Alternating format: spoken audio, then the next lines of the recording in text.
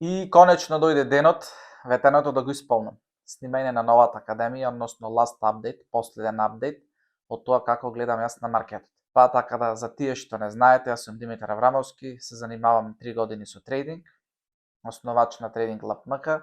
Мојата цел е сето моje знаење да ви го пренесам на вас на најлесен можен начин, нормално профитабилен. Следува последен апдейт од академијата, односно како гледам јас на маркетот. Академијата ќе се дели на 3 модули: воведен дел, техничка анализа, ризик и психологија. Оно што можам да ви открием во ова видео е дека со мене ќе биде уште еден ученик, лайв, кај што ќе го учам од 0 до 100. Значи, не знае ништо за Форекс, тоа беше идејата, така да оваа академија биде структурно формирана од 0 до 100.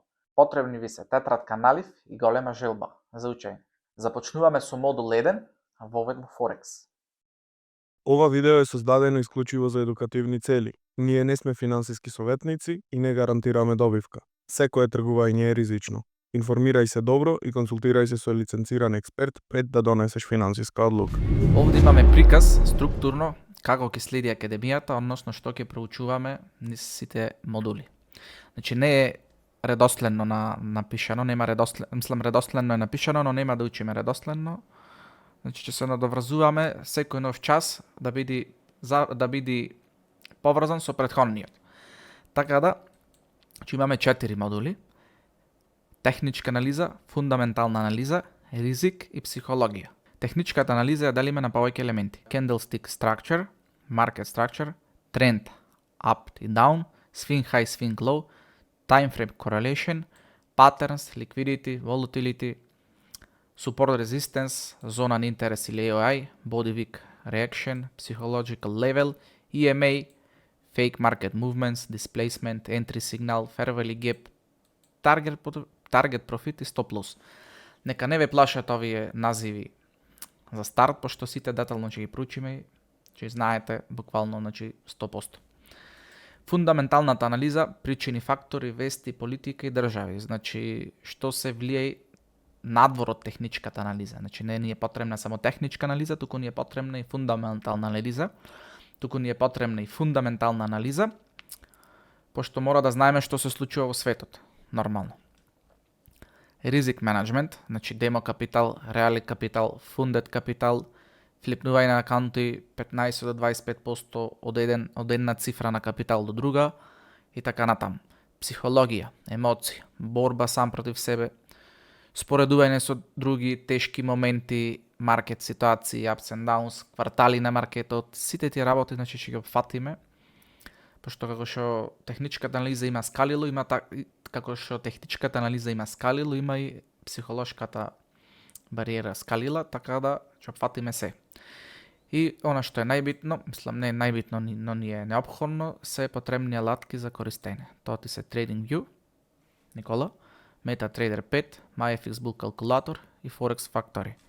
TradingView го користиме за анализи, MetaTrader 5 го користиме да се поврзиме на берзата за отварање и затворање позиции, MyFX Bull Calculator ќе ни биде калкулатор за пресметен ризик и Forex Factory е поврзан со фундаменталната анализа, односно новостите во светот. Така да, започнуваме со модул 1, вовед во Forex светот. Forex или Foreign Exchange Market. Што е Forex? Најголем светски финансиски девизен пазар. Тргуваме со девизи или валути, односно валутни парови. Значи, како што постаа кај нас менувачници, со физички престо или физичка адреса, ние ова го правиме онлайн. Значи, нас не ни треба да имаме менувачница, туку го правиме со помош на техничка анализа тука. Значи, валутни парови, односно размена на валутни парови. Толку треба да знаеме за Форекс. Следно што треба да знаеме дека има дневен оборот од 7,5 трилиони долари. Значи, за сите вие што мислите дека ова е некаква превара, логички размислите дека 7,5 трилиони долари на дневен, значи во дневен обрт, ликвидни средства. Ако е превара, нема никој да вложува пари или да се изложува на ризик во превара. Така да, автоматски од сам старт, Форекс не е превара. Форекс е тежок бизнис, ама превара не е. Дали до сега ти е јасно? работи. Значи работи 24/5, тоа значи 24 часа или 5 денови во неделата, од понеделник до петок. А за нас е битно да знаеме дека Forex е онлайн менувачница, како што спомнав, што ни овозможува да работиме без разлика каде сме географски слабонни. Потребен ни е мобилен, лаптоп или интернет. Значи, плюс предност, значи не сме менувачница со физички престој, туку можеме сегде географски сме ослободени и сме сами менувачница, значи индивидуална менувачница. Никола, Димитар и така натаму. Како заработуваме на маркетот? Има два начини на заработување на маркетот. На раст или на пад, значи кога цената оди горе или кога цената оди долу. Значи кога расти купуваме, кога паѓа продаваме. Сегде во светот има размена. Значи на пазар разменуваме пари за јаболка. Што правиме овде? Овде разменуваме валутни парови. И во пазарот и сегде во секој трейд, да речеме, или секој бизнис каде што има размена, секој сака да купи поевтино, а да продаде скапо. Па така и овде. Значи логички мора да размислиме дека кај да одиме сакаме поевтино да купиме. Таа е логиката. Или да го продајме поскапо. Значи така и овде. Продаваме поскапо, купуваме поевтино. Прилика за заработување има секогаш и без голем блок. Конкуренција нема, зависи од нас, работиме за себе. Значи прилика на заработка, значи автоматски што е 24 сати отворено, имаме заработка, значи прилика на заработка. Затоа е секогаш. И без голем влог, значи не ни треба се хипотетички кажа на менувачницата ти треба 50.000 евра за да се отвори, нас можеме да почнеме со 50, со 500, со 10 евра. Значи то се мисли на без голем влог. Конкуренција. Многу сме познати ние како да ја префрламе топката на други, односно секој друг да ни е виновен. Тоа е конкуренцијата. Значи ако имаме конкуренција во приватен бизнис, има 10 менувачници заради таа менувачница не профитирам или има 10 кафина паради кафичо што е до мене не профитирам, тука има разлог дека ние не профитираме од некој друг. А овде не можеме тоа да направиме пошто сме сами ние. Значи сами зависиме од самите себе си. Така да нема конкуренција, туку работиме за себе. Не работиме за никој друг. Така да што и да одлучуваме сами. Затоа е голем плюс и бенефит за тоа да си докажете вие, да си докажеш ти, дали стварно можеш да успеш, а да нема виновник. Односно да си признаш дека си сам виновник. Следно, како ритейл трейдери сме само 5% од целиот маркет. Значи од 7,5 трилиони ние завземаме ритейл трейдери, односно се малите играчи. Сите ние што сме трейдери, што почнуваме во трейдинг светот, сме ритейл трейдери. Како ритейл трейдери 5% од целиот маркет. Тоа е ништо. Значи во целиот океан ние сме најмалата рибка. Можам наједноставно да ти го објаснам. Зошто? Следно, кој учествува во маркетот? Овде ми се подредени сите според големината, односно кој какво влијание има, така оди со редослед. Централни банки или влада. Цел на централна банка на влада е стабилизирање на валутата, контрола на инфлацијата, поддршка на извозот и увозот и монетарна политика. Значи секоја централна банка има за задача да си го држува парот, односно валутата, во стабилност. Значи стабилност, како што е Македонска народна банка денаро го држи во стабилност, така Американска народна банка, Европска народна банка, значи сите имаат цел да го држа валутата, значи во стабилност, да има баланс.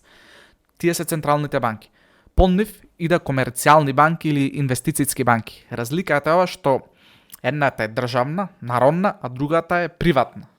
Комерцијална или инвестицијска. Сега, нивна задача е, односно, тие што прават? Вршат најголеми трансакции, креираат ликвидност, тргуваат за своји клиенти, корпорации, фондови, мултинародни корпорации и меѓународна трговија. Тоа значи дека со клиентите, значи сите ние имаме банки, нели? Нашиот капитал, односно нашата заштета или што и да ја чуваме во банки. Комерцијалните инвестицијските банки тргуваат со помош на нашите средства. Друго, вршат најголеми трансакции. Зошто најголеми? Пошто се втори по големина. После значи извршната банка, односно централната банка е прва, овие се приватни други. Затоа има најголем капитал, односно се втори по вредност на капитал, што вршат најголеми трансакции. креираат ликвидност. Морам да напоменам дека ликвидност е трап кај што мора да се остави за потоа да се собери, односно да направат профит. Ликвидност, сметајте го како што кажав, трап да, за да можат да ве ликвидираат покасно. Затоа ќе зборуваме значи подетално, или ликвидност, значи трап за да можат да го ликвидираат. Да не должиме многу глуто, ќе опфатиме понатаму. Хедж фонд или инвестициски фонд прават шпекулации за профит, купуваат, продават врз база на техничка и фундаментална анализа. Ние сме значи најблиску до хедж фондовите. Зошто? Хедж фонди се, да речам, групација од повеќе трейдери кои што тргуваат со нивен капитал и тргуваат со капитал на клиенти. Како фондови, овде имаме и брокерски фондови, хедж фондови, сите тие работи, значи средства, ако имаш ти како капитал и сакаш да го инвестираш негде, одиш хедж фонд, одредена цифра на одреден период ја замрзнуваш и тие тргуваат. Прават шпекулации за профит, значи исто како комерцијалните банки кои што прават ликвидити, кај нив има шпекулации. Како? Тие знаат. Наше да знаеме дека прават шпекулации, треба да се пазиме. Она што е заедничко помеѓу хедж фондовите и инвестициските фондови и ние е техничката анализа и фундаменталната анализа. Значи тие исто прават како нас, само се многу понапред. Со поголем капитал, едноставно го поминале периодот на ритейл трейдери и постанале хедж фондови. Толку. Брокери. Брокер ќе ни биде наше другарче, каде што ќе ни обезбеди пристап до маркетот за нас. Значи, брокерот сватете го, или свати го како middleman, помеѓу тој што сака да тргува и берзава. Тој светски компјутер. Значи, брокерот е на средина, ние имаме капитал му даваме на брокеров нашава позиција отвара во централниот компјутер. Така што сметам маркетов како централен компјутер. Обезбедуваат пристап до маркетот за нас, заработуваат од спредови, провизии и ликвидност. Значи на самата трансакција кога ќе отвориме, односно самата позиција ние, брокерот според нивни правила се зема одреден спред комишен. Значи како ДДВ, како данок свати го, кај што за услуга тој ни дава услуга ние да се поврзиме на маркетот и за тоа ни зема услуга, односно наплаќа ДДВ. Ритейл трейдери или ние. Што ни е наша цел? Да заработиме. Заклучок. Сите се тука за да заработат, на кој начин со размена на валутен пар. Секоја промена на курсот на самата валута носи добивка или загуба. Онлайн менувачница, физичка менувачница, се бориме против многу паметни играчи. Затоа е еден од најтешките лесни бизниси. До тука завршивме. Имам јас прашање дали нешто не ти е јасно да го фатиме повторно. Мало сумирање на сето то, се бориме против многу паметни играчи. Затоа е најтешкиот лесен бизнис. Зошто лесен? Географски сме ослободени, значи не ни треба менувачници, не ни треба да одиме во одредено време, да речам, на работа, немаме шеф, немаме нешто. Ама најтежок е оти има многу попаметни играчи кои што знаат како инвестираат, кои што имат и внатрешни информации што ние не можеме да ги добиеме и сите тие работи. Но на што можеме да правиме, да се трудиме да бидеме попаметни и да влеземе кај што влегуваат паметните играчи. Тоа е како вовед во Форексот, што треба да знаете, што треба да знаеш, Никола. Спомнавме кој учествува, спомнавме дека имаме дневен обрт од 7,5 трилиони. На дневен обрт. Значи, заборајте го дека Форекс се превара. Заборајте дека Форекс се превара. Не, Форекс е многу разработен бизнис, што постои години уназад, но е тежок. А ние сме научени ако нешто не носи пари, дека е превара. Нема никаква врска. Два начини на заработување, кога расти и кога продаваме. Сега тука треба да го погодиме правецот. Ако расти цената, ако го погодиме правецот, тоа заработуваме. Ако ние чкрапниме да купуваме, односно да сакаме да се зголемиме паѓа, тоа губиме. Така да тука да заокружиме. Мора да сме во правец со курсот на раст или на пад. До тука завршуваме. Сега, спомнавме валутни парови. Што представува валутни парови? Валутен пар представува однос меѓу две валути, односно колкава е вредноста на едната валута изразена преку другата. Прост пример. Колку кошта денаро према еврото. Овде сега, пошто популарни се евро-долар, така да ќе се држиме на евро-долар и така натаму. Секогаш имаме една валута, цртичка друга валута. Тоа значи валутен пар. Што представува еврото, да речеме овде во ситуацијава е прво. Еврото представува базна валута. Ја купуваш или продаваш. Втората валута секогаш е котирана валута, во која се изразува вредност. Односно, десно кај што ќе ја гледаме вредноста, е уствари вредноста на доларо према еврото. Дали се разбираме? Значи, кога цената на евро према долар е 1.1, за еврото ти требаат 1.10 американски долари. Толку. Значи, вредноста, второво вредноста е на доларот. Колку долари ни треба нас за 1 евро? Тоа треба да го знаеме. Како што запомнав, како што кажав претходно, ние заработуваме од промена на вредноста на една валута во однос на друга. Пример. Сакаме да размениме 100 евра. Вредноста е 110 долари. По одреден период има промена на курсот. 110 долари вредат 105 евра. Значи ние доларите ги враќаме за евра, имаме добивка од 5 евра. Тоа е физички кога одиме во менувачница. Овде го правиме онлайн. Истиот начин е тука, но базирано на техничка анализа, фундаментална анализа. Значи, менувачницата си дава зададен курс таја купува и продава по одредена, да речам, по одреден курс. Овде ние чекаме да ни дај сигнал дека тој курс чури нагоре или чури надолу. Тоа е разликата. Примерот е едноставен, значи 100 евра по одреден период кранале 105. Сега, менувачницата тоа го гледа поинаку, не знам како, значи сигурно има таму листирана берза кај што следат тие други работи, а ние го гледаме според техничка анализа. Тоа треба да знаеме. Видови на валутни парови. Great British Pound, односно GBP или фунта. United States Dollar, односно американски долар или USD. Евро или евро, крактеница. Australian Dollar, Canadian Dollar, CAD. Јапански јен JPY, New Zealand долар NZD, Swiss franc CHF. Значи, тоа треба да знаеме како поглавни валути. Видови на валутни парови, значи ова е една валута, а ова се валутни парови. Евро према долар, GBP према фунта према долар, USD према JPY, така натаму. Значи ќе ви стана како домашна задача, овие така да не се секирајте. Сега, валутните парови се дела на 3 групи. Што значи тоа? Major, Minor и Exotic. Ние во повеќето од ситуациите ќе тргуваме Major или Minor. Што значи Major? Содржат долар. Морам да напоменам дека главна валута, односно центарот на овој пазар е Америка. Главна валута е доларот, USD. Така да, се што тргуваме со USD е Major пар. Euro, USD, USD JPY, USD CAD, USD CHF.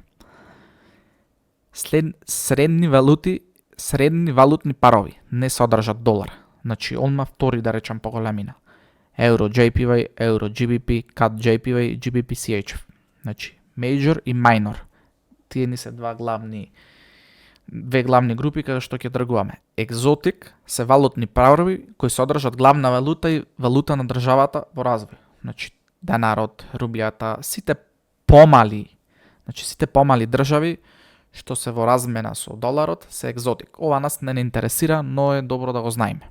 Како што спомнав, време, трейдинг сесија. Значи, да, имаме 24 часа отворен маркет, но имаме и битен фактор што треба да го знаеме, дека има сесии и во тие сесии за нас ќе биде одредено време за тргување. Битен фактор што треба да знаеме, постојат 3 трейдинг сесии. Што представуваат овие сесии? Најпросто кажано, работно време на сесиите е всушност работно време на банките. Секоја банка, барем кај нас, отвора од 8 до 9 часот, па се до 17-18 часот. Некојаш и 15, зависи. Сега, секоја сесија има специфичен распоред од 8 до 9 до 17-18 според временската зона на самијата земја. Односно, овие се банките кога работат. Значи, кога работи банката, работи сесијата. Сега, за нас, за нашата временска зона, е малку поинаку.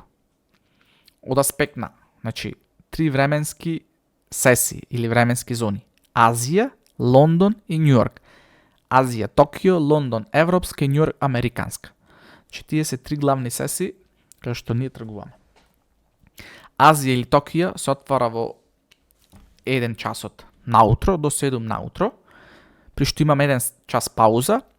Лондон се отвара од 8 наутро до 17 попладне и Њујорк се отвара од 13 часот попладне до 21 навечер. Сега, што е битно да напоменам? За нас е битни Лондон и Њујорк. Азија ја оттргаме. Зошто не тргуваме во Азија? Пошто Азија се отвара во 1 часот наутро за нас. Автоматски нашите банки не работат. Тоа значи дека има поголем спред, поголеми комисии и помал волумен на маркетот. Че битно е кога се отворени се сите имаме волумен. Имаме помали даноци. Значи затоа за нас Азија за трейдање отпаѓа. Ама да ја гледаме како сесија што направила, секогаш ќе ја гледаме. Но за трейдање отпаѓа. Битни се Лондон и Њујорк. Има преклоп и најголем волумен во цената. Што е преклоп? Кога 2 сесии се преклопуваат во работно време. Значи тогаш банките работат, трансакции се вршат, меѓународна трговија, значи трейдаат банките. Кога имаме преклоп, имаме најголем волумен на цената.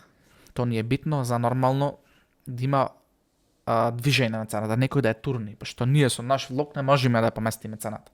Ја поместува банката. Зошто ти има голем капитал и може да ја помести банката. Да напоменам повторно, од 1 до 7 наутро работи Азија, од 8 до 17 часот работи Лондон и од 13 часот до 21 работи Њујорк. Пауза имаме измеѓу 7 и 8 и пауза имаме измеѓу 12 и 13 часот. 12 и 13 е пауза, а во 13 се отвара Њујорк. Што значи тоа дека се отвара Њујорк? Тогаш имаме преклоп Лондон и Њујорк. Тогаш имаме најголем волумен. Сега тука се делат и на кил зони. Кил зони има кај што секогаш банката има одредено време кај што прави пуш, да речеме, или туркање на таа цена. Затоа подетално ќе зборуваме, но овде што треба да сфатиш е дека преклоп значи кога имаме поголем волумен и преклопување на работното време на сесите или на банките. Сега, мала ревизија. Спомнавме дека маркетот работи 24 часа, 5 денови, но за нас е битно од 8 наутро до 18-19 часот попладне. За ова, дали имаш некој прашање? Океј, добар ученик. Спомнавме време. Оно што морам да напоменам дека маркетот работи, односно цената се движи одредена вредност во одредено време. Па така, ние цената не ја гледаме како 1000, 2000, 3000 или 5000 вложени пари, туку ја гледаме во пипови. Сега, дали некој ще се запрашал како го гледаме движењето на цената? Мерна единица во Форекс е пип. Секој движење што го прави Форекс маркетот се мери во пипови, а ние ја гледаме цената представена преку свејки. Значи, мерна единица за ово ше зеленчук е килограм, нели, 1 килограм. Овде мерна единица е пип. Значи, секојаш ние ќе гледаме пипот. Секоја промена на валутниот курс, значи промена измеѓу валутите, ја гледаме во пип. Или price in points. Цена и време. Во одредено време има одредена цена. Тоа мора да знаеме. Значи, има теорија во маркетов дека го движат алгоритми, го движат големи играчи. Со сето тоа можам да се согласам. Алгоритми иначе се алгоритми од банките зададени. Се согласувам. Ако алгоритам и прави нешто, да речем, поврзано, односно на зададена задача, мора тој да исполни. И така да зададена задача во одредено време ја поместува цената во одредено време, одредена цена. Така да толку ни треба да знаеме како се движи цената. Во одредено време, одредена цена. Цената на валутните парови е представена со 5 децимали. Евро-долар 1.1000000, односно пипот е 5-тата децимала. 1 евро еднакво на 1.1 долар. GBP USD 1.20000. една фунта е 1.2 долари. Исклучок, јапонскиот јен е представен со 3 децимали. Тоа значи евро JPY 120.000. 120 јапонски 1 евро кошта, односно 1 евро вреди 120 јапонски јен. GBP JPY 130.000, односно 130.000, една фунта е еднакво на 130 јапонски јен. Пипот е четврта цифра после точка. Значи не петта, кој што кажав овде, туку четврта. Со 5 децимали, ама пипот е четврта точка. А тоа значи, ако евро долар е 1.10000 и имаме промена во вредноста на 1.10010, тоа значи дека имаме промена од 1 пип. Значи овие последниве, значи ни се промена на пипо. Видете, ова мора да се нафрли, да се каже и да се објасни, но во пракса после нема да му даваме големо значајне. Зошто? Пошто вредноста на пипо, односно пипоите ќе ги гледаме поинаку. Овде е само лесен пример, горе-долу да знаеме што се случува во позадина, а после значи пипот ќе ни биде само таргет профит и стоп лос, ништо друго. Така да нема што да се филозофира, пошто мојата замисла за академијава е на што полесен начин да запамтиш ти, колку понебитни информации имаш, толку го ослободуваш, значи не дека е небитна ептен, ама нема да ни одзема енергија за во стратегијата што ни следува. Така да, убаво е да се знае, но не толку предлабоко, кој што имавме во претходните видеа, пошто и премногу информации не секој се добре дојдени за нас. Ова го кажувам од искуство, пошто имав повеќе стратегии. Во изминатите стратегии имавме и премногу информации, но на крај, значи, нема ја вредност тие информации. Едноставно треба да се држиме поедноставно. Тоа е факт. Сега, ако овде еврото према доларот е 1.4 и овде се сменил на 1.4210, имаме промена од 21 пип. Значи ги гледаме сакаш последните децимали, предпоследните. Евро JPY исто, значи 160, 3 нули. После имаме промена на 160.070. Тука имаме промена од 7 пипови. Толку. Во пракса ќе го гледаме многу полесно, така да не држете многу фокус на ова и нека не ве плаши. Сега, како се пресметува вредноста на пип? Некој знаете, некој не, ти не знаеш, па затоа мора да опфатиме. Лот сайз или лот? Лотот ни е мерна единица, односно лотот ни е другарче, каде што ќе пресметуваме ризик. Значи, кога отвараме позиција, не можеме ние онака да отвориме позиција, пишеме 100 евра. Туку мора да пресметаме лот, да му дајме команда на MetaTrader, тој лот го чита како ризик. Значи лото уствари замена за цифра. Да, лото е замена за цифра. Значи не пишуваме 100 долари, туку пишуваме 0.5 лот, мислам, зависно од калкулаторот. Тој следи подолу. Имаме 3 вида на лот. Микролот, мини лот, стандард лот. Ова мора да се знае како 3 вида. За нас имаме стандард лот толку. Значи тоа ти што треба да знаеш дека стандарден лот. И за да не оптеретуваме главата колку пипа вреди еден лот, колку се 10 пипа во лот и ти те работи, значи некој направил калкулатор. Лесно и едноставно е, понатаму ќе опфатиме. Значи како се пресметува на калкулатор. Битно што треба да знаеме дека вредноста на пипо, односно ризикот што го вложуваме во една позиција, го пресметуваме преку лот. Толку. Значи ништо фазла не ти треба. Зошто ти постои калкулатор кај што едноставно нема ние да седнеме математички да куцаме, туку му даваме зададена задача, команда ни пресметува, отвараме лот и тоа е тоа. И она што е главен фактор, што морам да поменам, леверидж или потпора. Овој дел од трейдингот е битен фактор. Зошто? Ни овозможува на нашиот капитал да го помножиме со одредена цифра, односно да не влегувам премногу во детали, пута 10, пута 50, пута 500, то се одредени можности што го дава брокерот. Левериджот го дава брокерот. Тоа би значило ако имаме $100 пута 10 имаме $1000. Значи во брокерот би имали $1000, односно тие $100 можеме да ги користиме како ризик од $1000. Потпора или кредит. Ни дава кредит кај што можеме $100 ако имаме 10 леверидж да ги играме како $1000. Или да ги тргуваме, не да ги играме. И 150, 100 пута 50, $5000. 100 пута 500, $50,000. Битно е да се нагласи како што има можност на зголемување на капиталот и добивката, истата можност и на загуба. Значи е меч со две оштрици. Затоа за нас е доволно 1.10, овде има пишано лот, треба биде leverage. Како што спомнав, за нас ни е битно 10 leverage. Понатаму ќе опфатиме повеќе информации. Она што треба да знаеме, дека leverage ни е пријател и непријател, ако знаеме како да го искористиме. Затоа, како што кажав погоре, ако се сеќаваш дека во овој бизнес пишав дека дека не ни е потребен голем капитал. Ова е можноста на левереджот да нашиот капитал го помножиме пута X сума. Така да леверидж ни е доста битен, но секогаш да биде со пресметан ризик. Значи, пресметаниот ризик носи капитал. Не пресметаниот или неконтролираниот еднакво на загуба.